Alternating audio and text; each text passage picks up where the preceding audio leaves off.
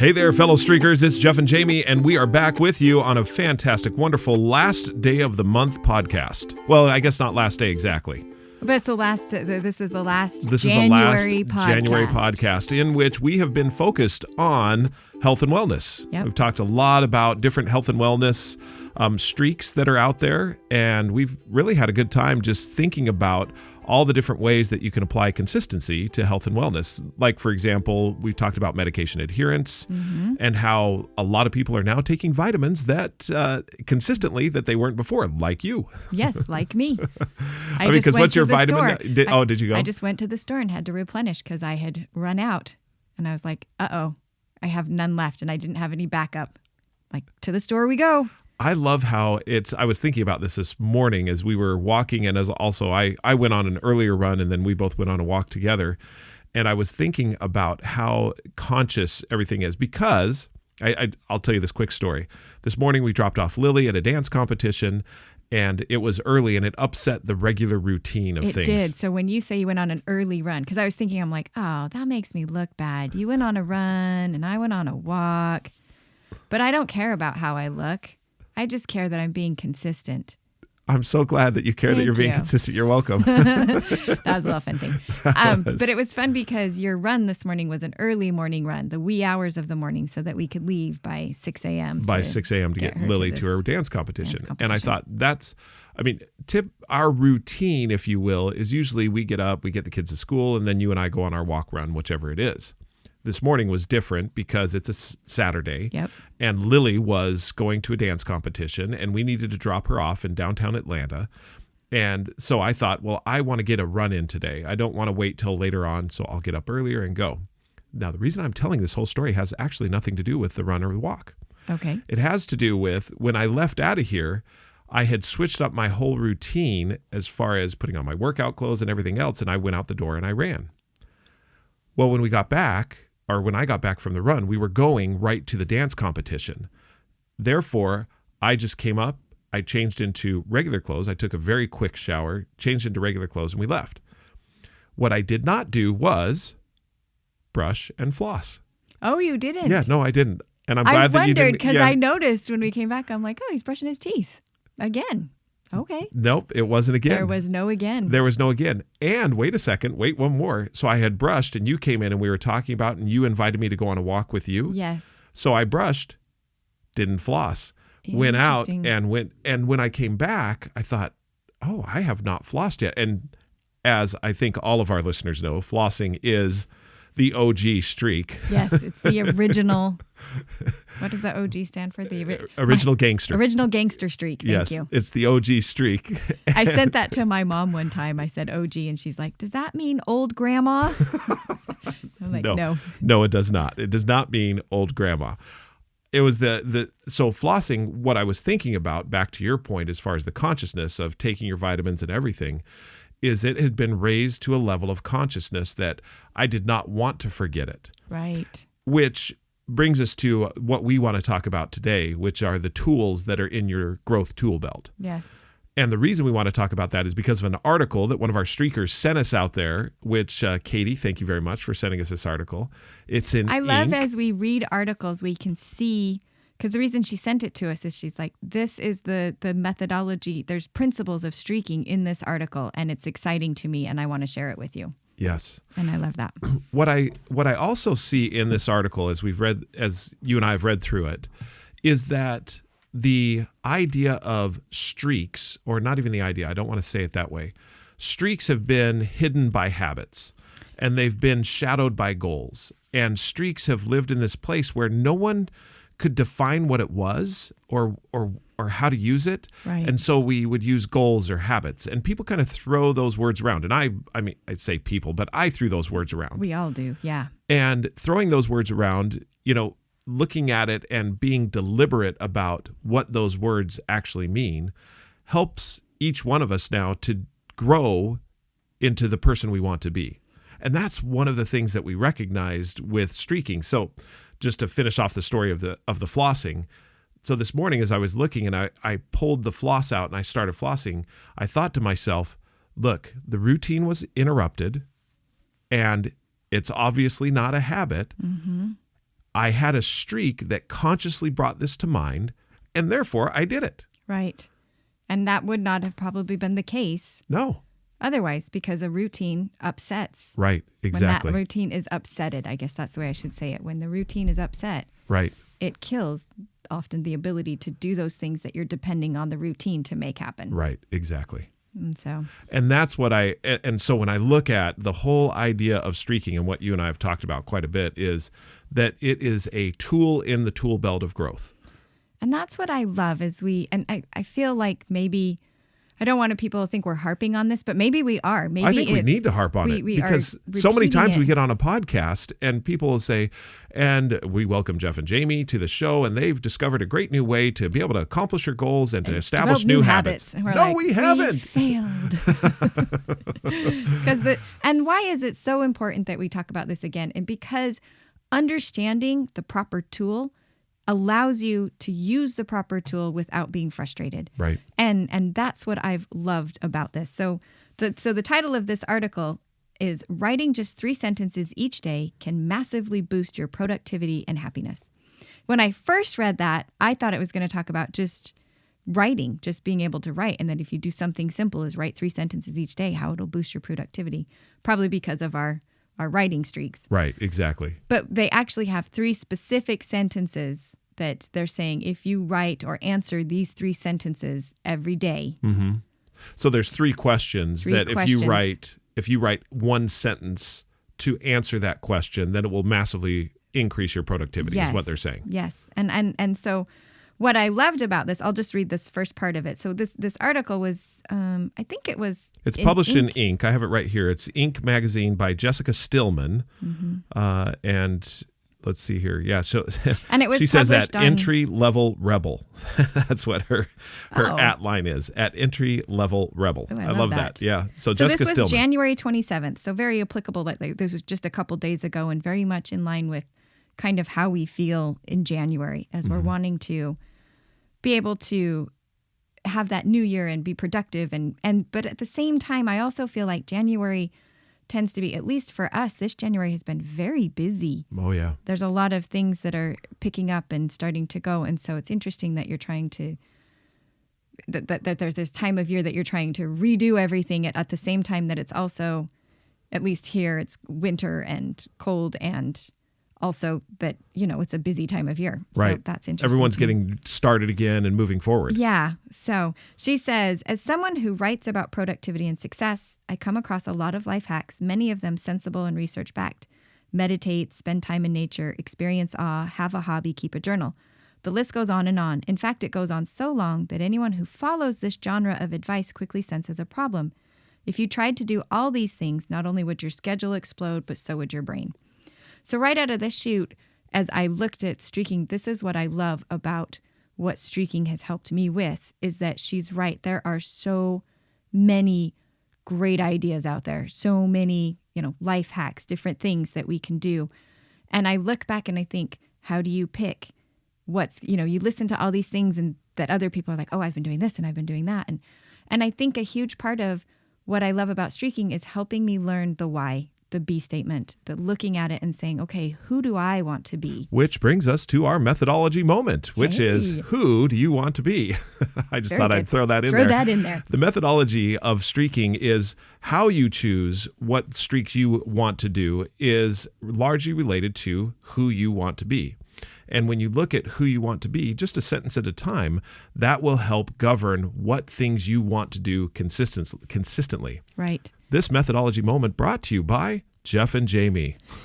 That was great. But it's such an important part of the methodology, and really changed the way that we looked at streaking when that became a part of what we were doing, was this understanding of looking at myself and thinking, who do I want to be? Yes, all of these things are great, but who do I want to be? Mm-hmm. And whittling that down to being able to have that. And I think on the other side of that as well is when you look at what you're doing on a consistent basis, that helps you see, why I'm doing those things is because I want to become this type of person. Or if I'm doing something consciously and consistently and I'm recognizing that it's not leading to where I want to be or who I want to be, then it's something that I can stop doing. Right.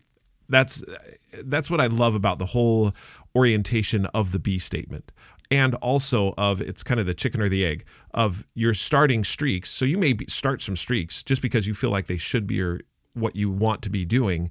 And then on the same note, you may look at your B statement first. Either one can come Either first. one can come first. But I what you agree. start to do is raise it to a level of consciousness that now I'm looking at it and considering it and really making a conscious decision about it. I'm being deliberate. I'm being purposeful. I'm being intentional about those things. Right. So you may be wondering, so this article is based on an article that she read from a Harvard Business Review post that was written by Neil Pasricha, who I guess is the author of The Happiness Equation. Okay. Which is something that I'm like, oh, I'm going to go look up. That's that interesting, yeah. book as well. So the first three, she said, let me see, says, the actionable takeaway from this article is a simple addition to your daily routine. And we'll go from there. Both Pasricha and science attest it can improve both your mental health and your productivity in mere minutes a day. It boils down to completing just 3 sentences. So these are the 3 sentences that he, through his own life journey, found that if he did this consistently. I loved your air quotes. Consistently. Well, because I love that it's like, this is what he realized, that if he did this every day, it massively improved his productivity. So right there, I look at it and I think what happened is that he subconsciously, I think, has employed the principles of streaking through his own experience, through being overwhelmed. So what I kind of gathered from this is that it said that he was a depressed workaholic. And I thought, what happens oftentimes as I was reading this and thinking about it, I'm like, there are so many things in this world that we want to be doing, and that no matter how productive we are, there's always more. There's always more. So then you get into this place where you're working your tail off, but the work is never really done because there's always going to be more work to do. Hence, we have all of these podcasts and articles and people writing about finding life balance, because we get to this point where we recognize, okay, it's not just always, can I work harder? I've got to figure out how to kind of balance my life out and figure out what I need to be doing. So his first sentence that he wrote was, I will focus on. And then he completed that sentence every day. And what this talks about is the ability to take big projects and whittle it down into, what can I do today? So I loved that. I love it too. So it's kind of like that first part, that first law of streaking, that we inherently start to recognize, okay, I've got to make this simpler. How can I make this more simple so that I can do today something towards this project? Absolutely. So that was the first one. The second one, and this is one that I really wanted to get to, was the second sentence that he talked about was, I am grateful for. And I am a huge believer that having gratitude really accomplishes a huge amount of things in your life. And this is one of the things that she loved. She said, science is very clear. Oh, whoops, let me read the first part of it. She talks about worrying. Worrying kept us alive when we were potential lion dinner. But the legacy of that vigilance is a hair trigger sensitivity to anything negative. So in other words, we are very sensitive to these negative things in life. Right. And it says science is very clear on the antidote of this tendency to go towards the negative, gratitude. Just like going to the gym builds your muscles, nudging yourself to notice positive trains your brain to get better at optimism and serenity. And then she quotes something from the article, and this is what I wanted to get to, is that this is the author, Pasricha, says, this is good. The key is that they really need to be specific. Writing down things like my apartment, my mom, and my job over and over doesn't do anything. I had to write down things like the way the sunset looks over the hostel across the street, or when my mom dropped off leftover dinner. So when I read that, I found it interesting that he had to start somewhere. So he recognized, I want to write down every day, I am grateful for. When he started, to me, it sounds like he started by saying, I am grateful for my apartment. I am grateful for my mom. And then he said, well, that really wasn't doing anything. Well, The only reason he was able to even recognize that it wasn't doing anything is because that's where he had started. Can I riff in there for just a second? The thing that I look at, though, is that it was doing something. And people dismiss this all the time. The simplicity of it, that was doing something. I'm being thankful for my apartment or my mom or my job is just great. Because what you can do is be thankful for those things over and over and over again. And then that gives you the sure foundation to then be able to look at it and say, what else am I thankful for? Yep. And I think this is... Or why am I thankful for that? Or why am I thankful for it? But what in that am I thankful for? Like, it gave him a place to start. Right. And that's what I wanted to get to, is that I'm stumbling all over the place right here because there's so many thoughts that are popping into my brain. Let me go back. What I look at is that he and many other of us dismiss the laughably simple and the consistency. And we say this, well, it's really not doing anything. And you're right. It doesn't do anything when done once. But I'll tell you what, and this was one of the challenges that was offered to you and I very early on, is if I write a simple sentence every single day, then that's really not going to do anything for me. Right. False. We started to write a simple sentence every single day, and yours was different than mine.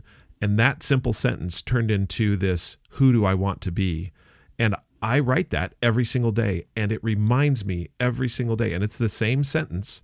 I've added to it, my be statement but it's the same sentence.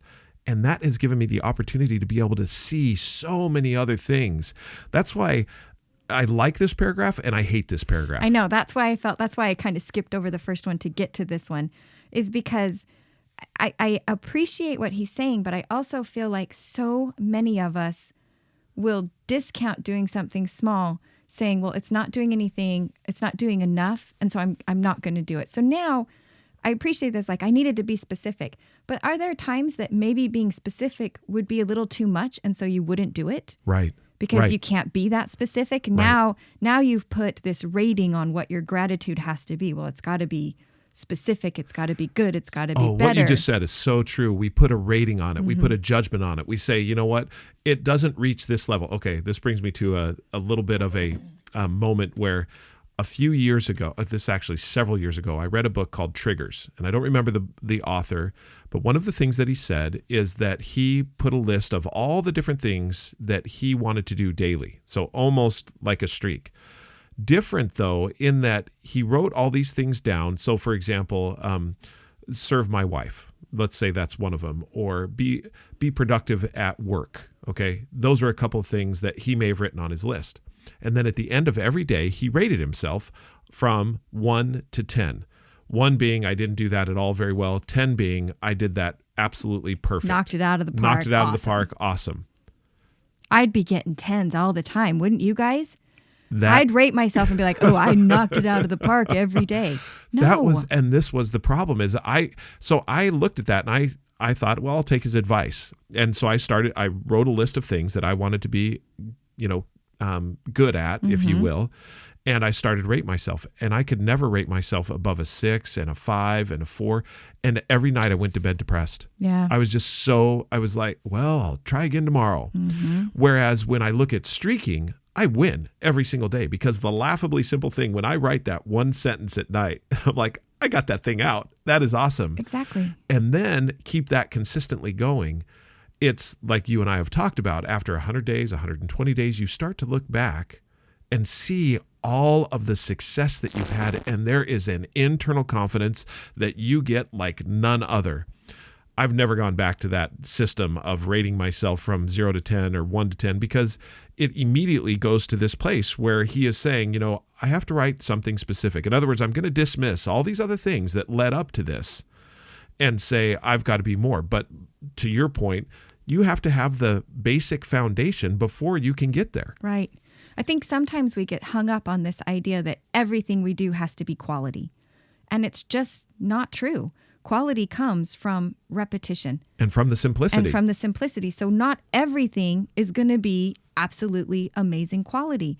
And that's where I got a little hung up on this, where I thought, okay, you're saying, well, it needed to be more. And I'm saying, give yourself permission to say it doesn't need to be more all Right. the time. Right. Exactly. You wrote something you were grateful for. You're thinking every day, I am grateful for. You should If see the you- intensity in her eyes right now. I mean, she is so intense right now as far as wanting to communicate this point to every single person that's out there, because what we're saying is you can do it. You can do it. Everyone can do it. You don't have to be a 10 at everything. In fact, it's the simple part of this that makes you a 10. The It's minute the you write simplicity. it and you wrote it and you remembered it, you were a 10. You got it. That's not, That is it too. You are a 10. You are a 10. And don't dismiss it. Don't discount it. Don't think that it's just this or just that. You are a 10. you are a 10. So that's what I loved about it. The third question he said is, I will let go of. And each day he wrote something that he was going to let go of, something in some way of being kinder to himself, not beating himself up for these mistakes. As I read through this, I loved that I'm like, what works here? And what he found were sentences that for him worked, which I agree with. I think these are important things. But what I really think worked was that he was employing a methodology of streaking. He was streaking. That if he was writing these things down every day, he was taking these things from a subconscious level to a conscious level every single day. Every single day. And then don't dismiss it because it's simple. Don't dismiss and think, well, it's not doing anything. Because the act that you're even doing it is the doing. And I promise that as you consistently do, you will change. Yeah. How long did you feel guilty? Just quickly, how long did you feel guilty about not writing in your journal? I mean, you felt guilty about that for years and years and years of your life. Do you feel guilty at all anymore? Not at all. Not at all. And it's just one sentence. And It's you never just feel one guilty about sentence. reading that or writing that simple sentence. One other thing that's interesting about this, and to your point about following the laws of streaking, he did exactly what the laws of streaking are. He could say, how long can I keep this streak going? See, when you switch the focus from what is my accomplishment from this, which is, I think, one of the problems that we have is, well, what am I going to get out of this? What's the Right. accomplishment? And I look at it to, how long can I make this happen? Changes your whole life, It whole does. perspective. It changes it. Oh man, So- that went by fast. Thanks It so much. did. Really great I loved talking. reading this. If you have something that you want us to read or look into, please send it to us I'm Jamie, Jami, at streakingmastery.com. Or Jeffrey, Jefffery, at streakingmastery.com. Until we talk again, keep streaking. Go big or go home, they say, but I can show you a simpler way. It's the small and simple things that make the life we live worth living. Among the rush, do one push up, become a better you. It's the small and simple things that make you grow into what you're hoping